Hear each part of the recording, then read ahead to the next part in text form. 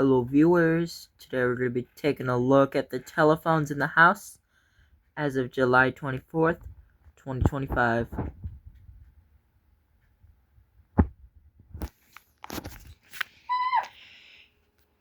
We're going to save the two phones on the nightstand along with these the best for last because they're my favorite phones.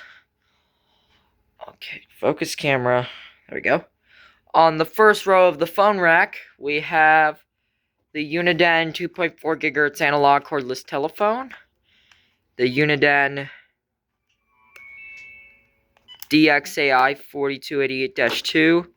This is a 2-handset model, but only one shipped to me because the seller quote-unquote said that the first handset broke, which I really don't believe that at all. And this thing works great.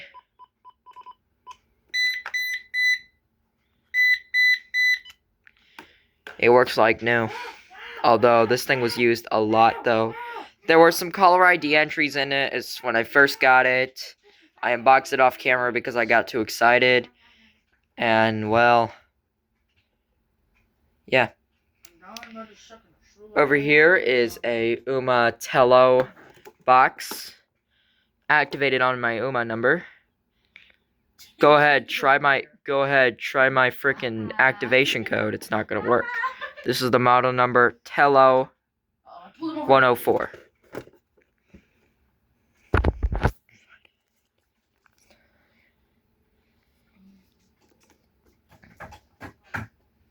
This is the AT&T 5.8 GHz digital cordless telephone with the digital Digitan answering machine, which is what that has too. This is the model number E5860, and it's otherwise known as the Jazz phone for this certain ringer. It's named like this for a good reason.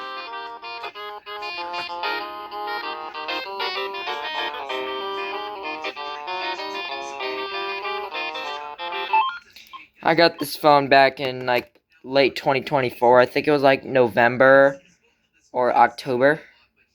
Somewhere around that age I got it. Anyways, over here we have a Uniden 900 MHz cordless telephone. This is the model number EXI376, 900 MHz, with the rocket dial, which has about 9 entries, or actually no, 10. Actually, make that 11 because of the rocket dial. So yeah, this is 10 entries and 30 in the caller ID along with this one. Over here, well, we're gonna have a good time with this. This is my Polycom VVX310. It's done a great time. It's served me a lot. Y'all may be wondering, why am I saying this? Well, at least by Monday of next week, it's going to be replaced with a Cisco 7841 that I ordered. I'm still going to be using the needed cords because they're both going to work. I'm just going to have this thing unplugged. The only way I might be able to get this thing back in service is getting a PoE injector, which I do not right now. But yeah, this thing works great. I am not using EchoNet anymore. They have been crazy. I'm still using PhoneNet CSP and 1080 or Unity Indiana. I do not sponsor any of these networks, including, but the primary one is, of course, CSP though. But the primary one on my on this one is the LTS Community PBX. Over here on the second row of the phone rack, we have a Brother fax machine. Focus camera, there we go. This is the Brother IntelliFax 770. Uses plain paper, and it was made in copyright. Hold on. Copyright 1998. I turned off the beeper for a good reason. I have it on manual mode. Over here, next to this chonky fax machine, is a VTech 2.4 GHz analog cordless telephone. This is the model number 2434, or GZ2434. This is a part of the VMix series. It's got a failing screen, and my friend Elliot has the same model, but he somehow does not have a failing screen. I don't get it how mine has a failing screen, and some buttons are, like, really hard to press. It's outrageous. Over here on the third row of the phone rack, we have a Southwestern Bell cordless telephone manufactured in 1990. The model number is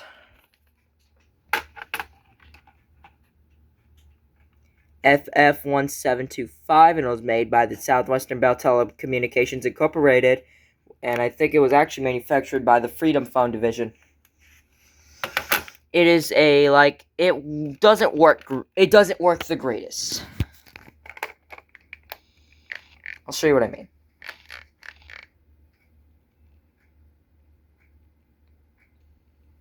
See? It just lost connection with this unit. I think I don't know what's going on. I've tried switching the channels. I've tried switching the channels. I've tried changing the dip switches. I don't know what's wrong with this phone. Even for a 46 to 49 megahertz, this thing used to work great when I first got it. Anyways, here is the AT&T. This is a early DEX 6.0 cordless telephone. This is the AT&T. Oh yeah, and if you know what you're doing, in fact, I'm pretty sure some of y'all know this battery and this port. With these early DEX 6s, you can use these.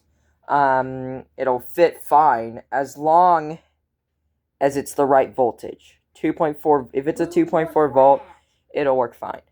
But this is, anyways, enough babbling about that. This is the AT&T SL82218. These SL82X18 models were known for having a failing backlight on the handset. On the handset screen. But this bad boy, well, his still works great. Not on the second handset, though. That one's burnt out. Here's the handset. And I'm pretty sure some of y'all know this phone as I used it for the stock creating video. Announcement, press hello. Please leave a message after the tone. Yeah. For this model, you do everything by the base. You set up the answering machine by the base unit. This is one of the how can you tell by that's an early DEX 6? Well, one, the ringers and the UI.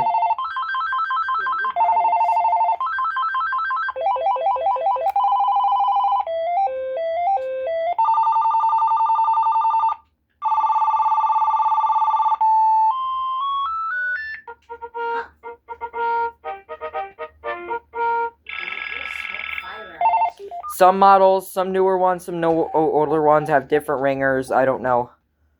The only thing I'm concerned about is how I can change the dial mode on this thing. To tone, to pulse. I don't know. Focus camera.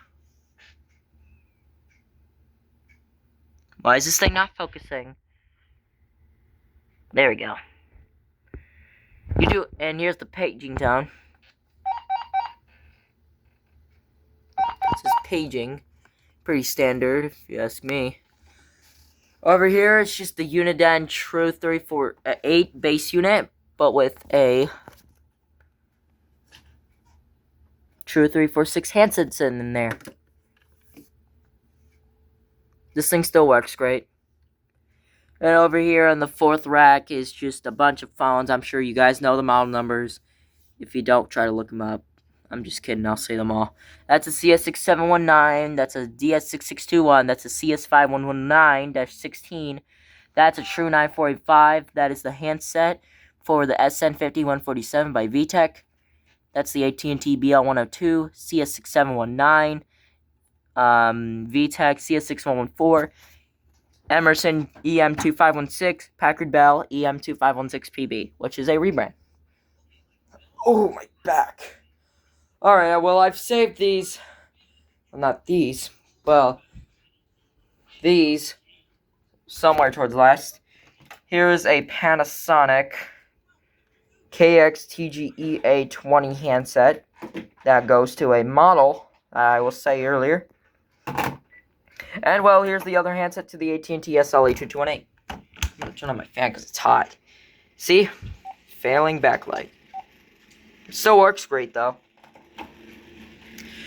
I've saved these two phones on my nightstand best for last. This one's on the LTS Community PBX along with that, which is hooked up over to my Cisco SPY 112 ATA over here. It's provisioned onto the LTS Community PBX. Now,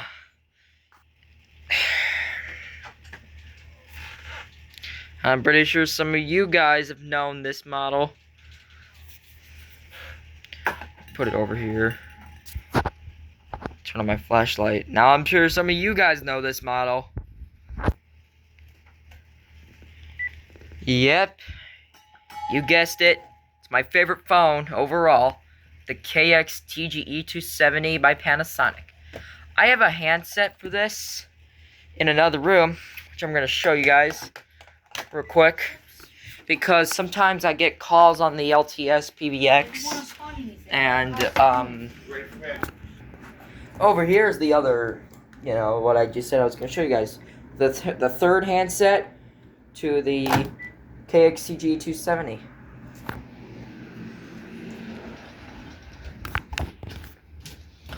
Oh, and if you're wondering, that's the second handset to the KXTGE270. Focus camera, if you could tell. Now, here's another phone that's obviously hooked up to my UMA. These are all hooked up to my UMA, except for the SLE2218. This is my second favorite phone of all time because I love the ringers.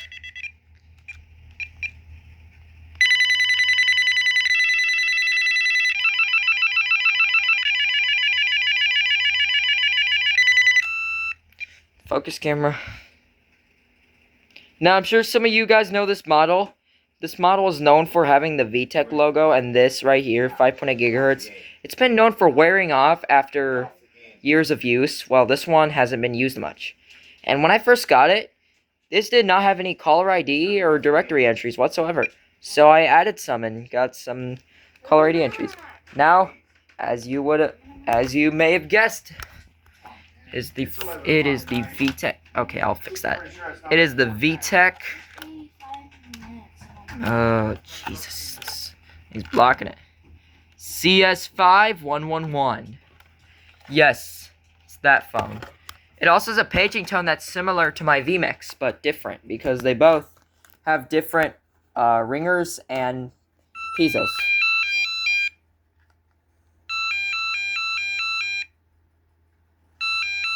If this thing could focus. It says paging, basically. Yeah, this thing is basically like one of these, except it just says a number missed calls, which this one just says new XX, old XX, pretty much. But yeah, this is basically like that same UI as many old VTechs that had failing screens, except with the merge of Advanced American Telephones, they fixed them. They fixed them up, and well, this thing has a great screen. Obviously, I was only able to tell because the freaking eBay listing, and I looked at the pictures thoroughly before I actually bought this thing. But yeah, it's been working great for me. Here, I'll show you a quick, I'll show you me ringing it real quick.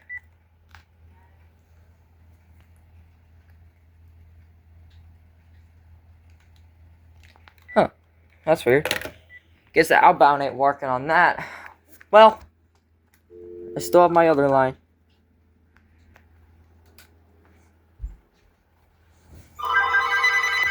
As you can see, when it rings, it says ringing.